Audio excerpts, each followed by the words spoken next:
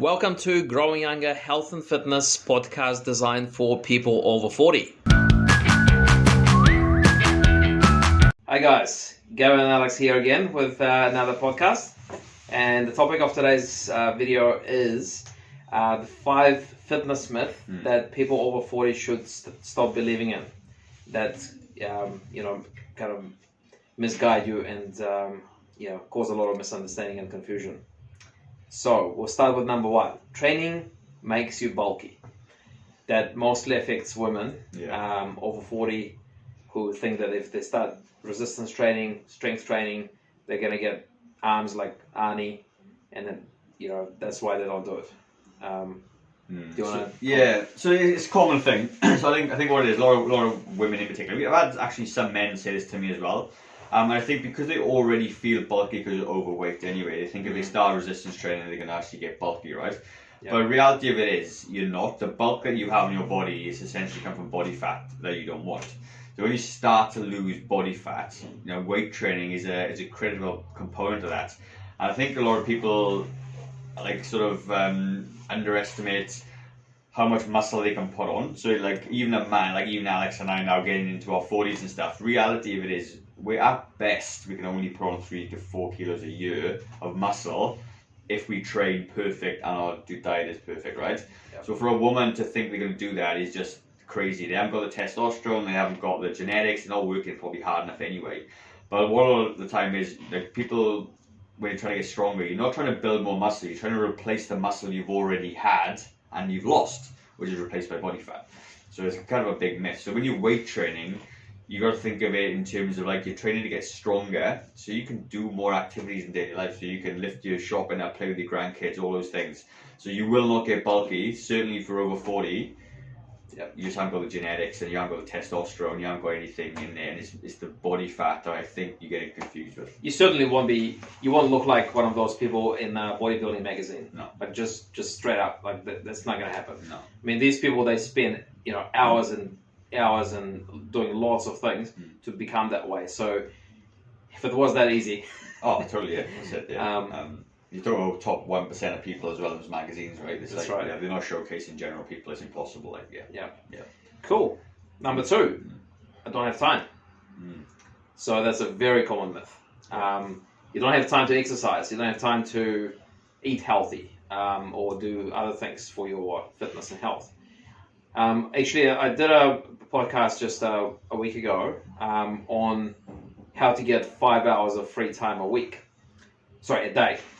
And that basically boils down to one fact. So in New Zealand, right now, on average, this is official stats, 3 hours, people spend 3 hours a day watching television, okay? And this is across pretty much all ages, particularly more so people over 40, and 2 hours each day on social media. So 5 hours of total a day, okay? Now, I'm not saying this is 5 hours for you. It might be, maybe a little bit more television or a little bit less television and more social media, or maybe some other stuff, browsing the internet or whatever else. Wasteful activities, right? If you really watch carefully, there will be something. There will be something you can cut down, and then you can use it in, with a bit more helpful results for you, okay? So, it could be you only need 45 minutes a day, isn't it?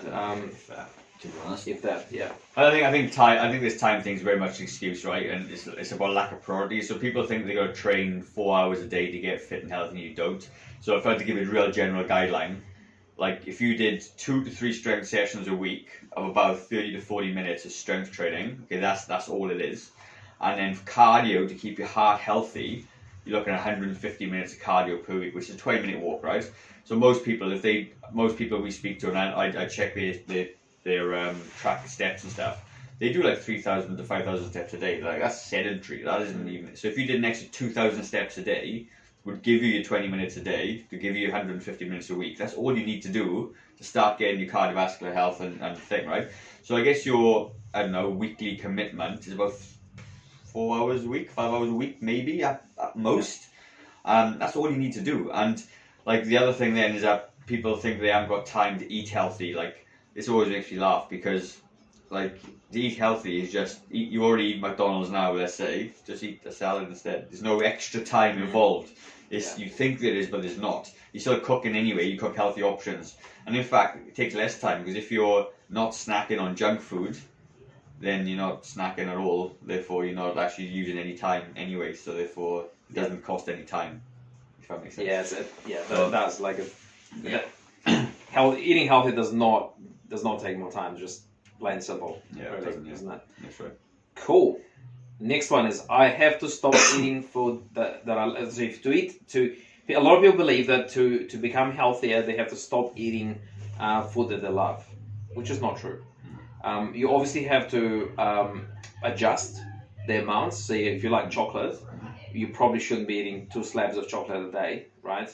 But you can still have some chocolate. If you want a glass of wine, you can still have a glass of wine.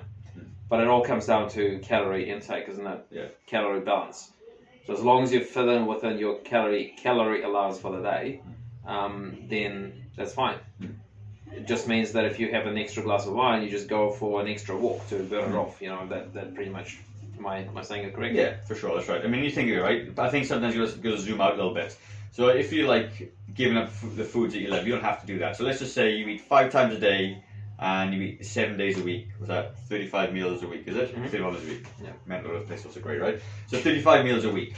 If you had 5 of those meals, or wherever you wanted to be across the week, and the rest of them are healthy, it's not going to make a blind bit of difference at all. Yeah. So if you wanted to have fish and chips on a Monday night, you could do that, to be honest with you. Like I say, 1 meal out of 35 is not going to make a difference, and you know, obviously you could then taper back the next day and just cut out snacks or have 1 glass of wine less or whatever. That's all it is. Like, you don't have to cut it out. You just have to have moderation, and you can't do these things every single day. It's like ridiculous, right? You can't do that. So yeah, you don't have to cut out anything at all, really. You just got to cut it down to moderation, and look at it on a week as opposed to, you know. I think it's something you get used to it, like just moderation. It's just sometimes you're having a chocolate and then you just keep eating chocolate, not because you want it, but just because it's there in front of you, and you just keep eating it anyway. I guess it's just being more conscious about what goes in your mouth as well. Yeah, that's it. Cool. Good. Number 4. Sorry. Yeah, go for it. Number 4 is eating healthy is expensive. Like, it's another myth. Okay. So I don't know. My take on it is like, you go to the veggie shop and people say, oh, that, you know, all the veggies are expensive and all the rest of it. Well, it's not more expensive than junk food. You know, and if you go to McDonald's, that's not cheap either. If you buy a pumpkin and cook that, like that's not expensive. No. No, it's not. And I had a conversation exactly same with a lady yesterday about getting protein because protein's expensive. So, but it's not, because like I say, you buy a kilo of chicken, right? It's $13, let's say, and that's probably the expensive end. And 100 grams is a serve. It's $1.30 per serve, right? For to get your protein in for the day. Then if you go and buy potatoes and stuff, you know, you're looking at the same 50-60 cents for a serving of potatoes, and then a salad to go with it. So you could have really good quality meals for up to $5 really. And if you cook once and you make 5 meals, it's actually nowhere near as expensive. Yeah. It's when you buy the junk food, then you buy the healthy food on top of the junk food, then your shopping bill becomes way more expensive because you're trying to buy both, right? But if you got rid of some of that junk food and replace it with some of the healthy food and frozen berries and frozen veggies and stuff and protein, whatever, it's actually not excuse me. Yeah. It's not as bad as you think it is. It's just that you're trying to do everything. I think the other thing is, like, obviously you get seasonal vegetables and seasonal fruits. So if it's $20 per kilo of tomatoes, well, don't buy tomatoes. Yeah. Buy something else. You can buy cabbage or something. You know, like that's it. No, I totally agree. Cool. And number 5, no pain, no gain. It mainly refers to the fact that people think that if they go to the gym, they're gonna get really sore. Every time they go to the gym, they're gonna end up pretty much spinning in bed the next day because they're in so much pain. Which is not true. And as a physio, I can testify to that. If you overdo it, particularly the first time, you can end up in pain for maybe 2 or 3 days, but that's because you've overdone it. Okay. Now, our job as coaches, as people who look after and guide you through that process of training, is to give you the right amount of exercise so that you don't end up being injured. Okay. And yes, you can still get a little bit sore like the following couple of days, but it's not as bad as you think. And also, the more you do it after each consecutive training session, you get fitter, you get healthier, you get stronger. So therefore, after a few sessions, you shouldn't really be getting sore at all. No, that's true. And I think there's something called progressive overload that trainers use, right? It just means do a little bit more than you did last week. So you just progressively overload to get stronger. So if you did 10 kilos of dumbbell curls this week for 10 reps, the next week you do 10 kilos of dumbbells for 11 reps. It's just one extra. And if you gradually increase your workouts like that, with a 1 extra squat, 2 extra squats, whatever that is, you progressively gently overload the muscles to get stronger. And I think in common terms, Instagram, Facebook and all that stuff, no pain, no gain, it's become a bit of a flex that I work so hard and whatever. It's actually there's a point of diminishing returns at that anyway, in terms of overtraining and not enjoying it. And all those things happen, it's actually more negative. Whereas if you go into something with a bit more conservative approach and think of it as a long game and gently pushing the boundaries a little bit, you should never really be sore. Yeah. The problem with guidance and taking little increments, little baby steps, you shouldn't have to be in pain at all. Yeah. Simple as that. But when was the last time you got sore from training? Yeah. Really sore? You sore now? I kill myself not in the gym, but that's not a. Yeah. I'm not I guess the typical. Yeah. But I don't get sore anymore. I don't really train to read soreness anymore. Yeah. It's not bad. Look, I actually, to be honest, if even there's some kind of discomfort, it's something I definitely actually enjoy. Yeah. It's not the sort of sore that kind of stops you from doing things. No. But look, I tend to max it absolutely. So I don't think everyone should be doing. I mean, no.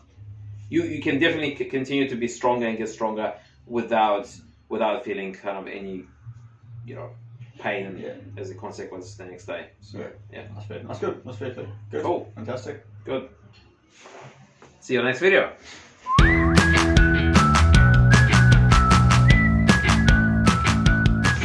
Okay guys, so I hope you found the podcast of value. If you did and you're struggling with your own health and fitness journey, there's a link in the description for a free discovery call with me. And that free discovery call, we're going to cover off a little bit about you, your history, your goals, what you want to achieve, and maybe we can help you or not with your own health and fitness goal. So if that does sound like something that you'd like to do, then click on the link in the description, and I look forward to chatting to you in the very near future. Have a good day guys, bye bye.